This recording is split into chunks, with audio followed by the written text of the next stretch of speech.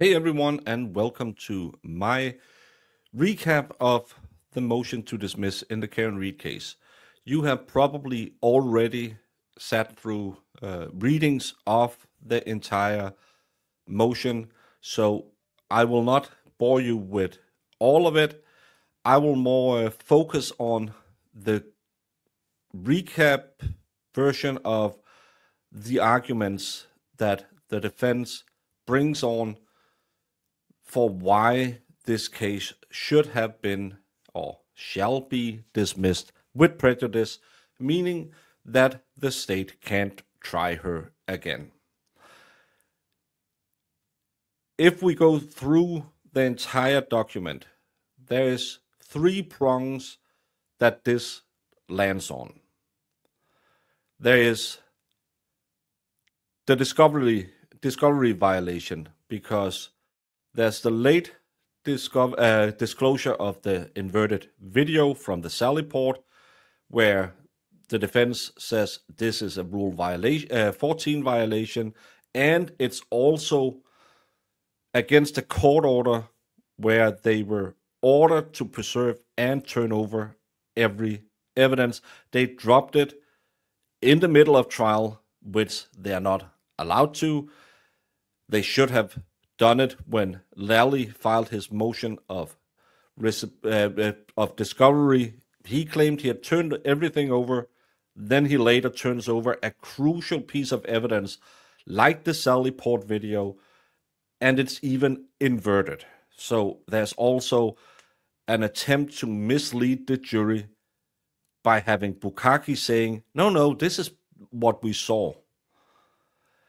And it's also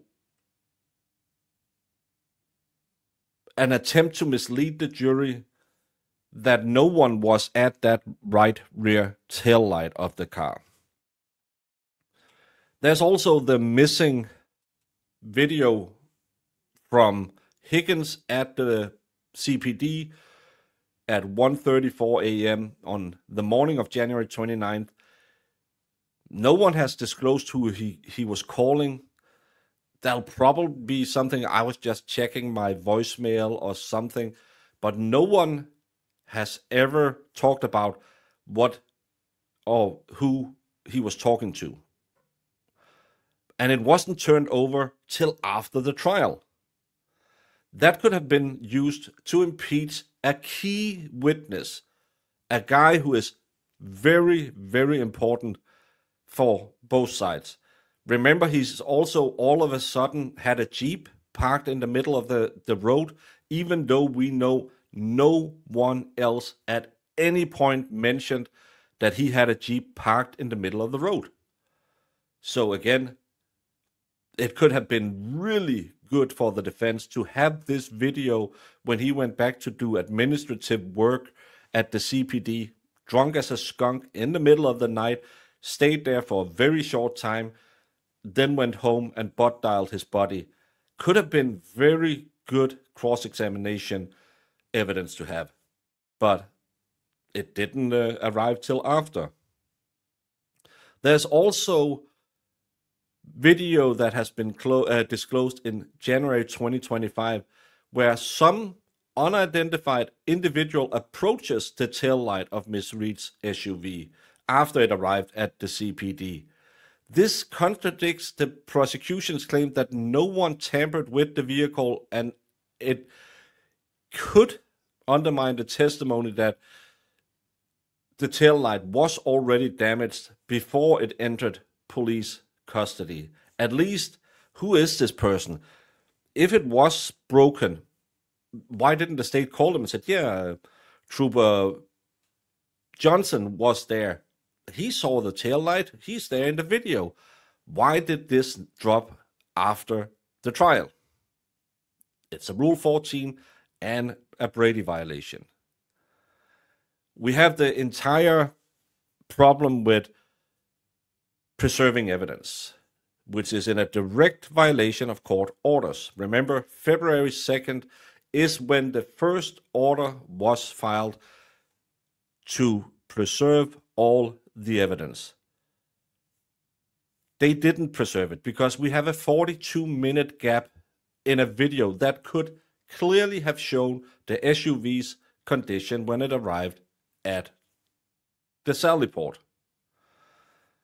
Again, I think most of us who sees Karen Read as innocent believe this could have been very good to support the claims from the defense that there was some form of tampering going on with the car by the law enforcement. But magically, those motion-activated cameras didn't activate on the motion of driving an SUV into a Sally port.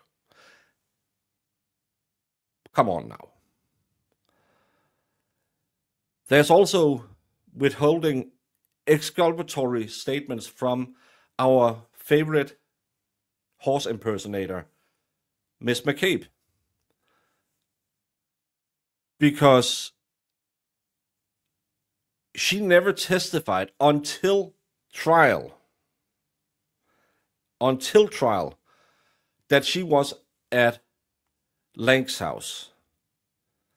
This is what the defense have used to show why they shouldn't turn over their evidence to the state, because clearly the state preps their witnesses with possible cross-examination questions from this defense. She never, ever mentioned any of that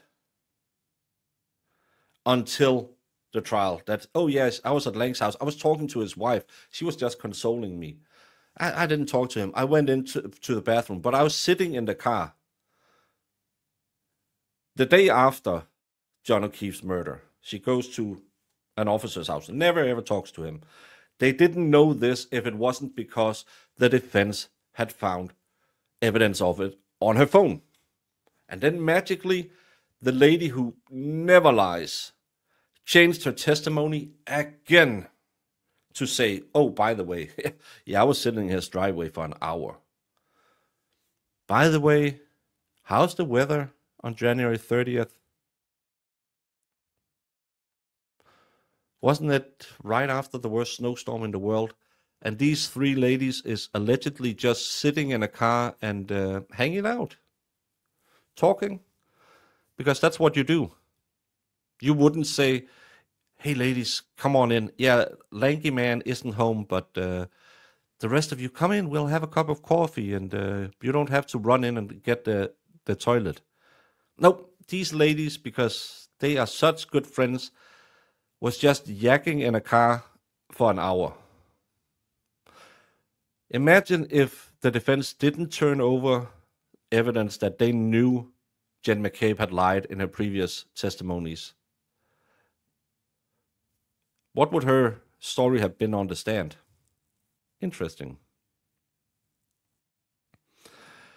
The second prong of it is the argument to dismiss due to the discovery and Brady violations. We just went through some of the violations that the defense believes happened in this case.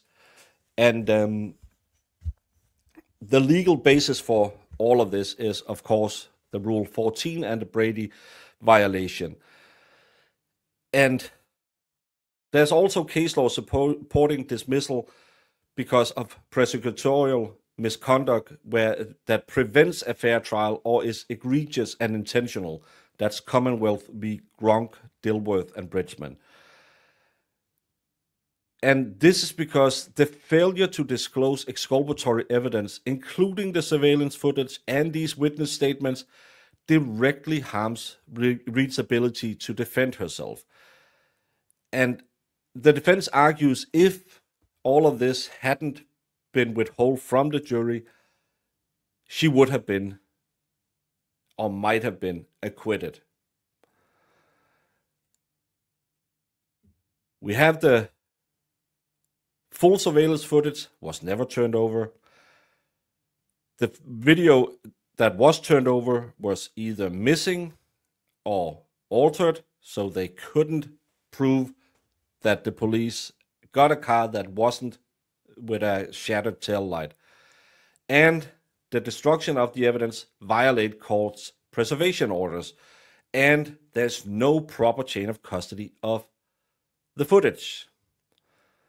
So all of this should help get us to a mistrial. There's also the knowingly presenting of false evidence, Sergeant Bukaki lying about the video or misstating that it was inverted. We have Lally and McLaughlin withholding exculpatory evidence. That's Brady violations in of itself. They were required to disclose all material favorable to the defense, and the defense claimed this is a deliberate and designed violation to secure a wrongful conviction, and that the only proper remedy to combat all of this from the state is to dismiss the case with prejudice. I am not sure Bev is gonna go there. The third prong is a little harder to figure out what that's about, because if we show part 3 of the arguments, a lot of it looks like this. So ultimately, Ms. Reed's Sixth Amendment right to an impartial jury entitles her to a certain prosecutorial protections when it comes to dismissal of jurors. So this has to do with the jurors who got dismissed.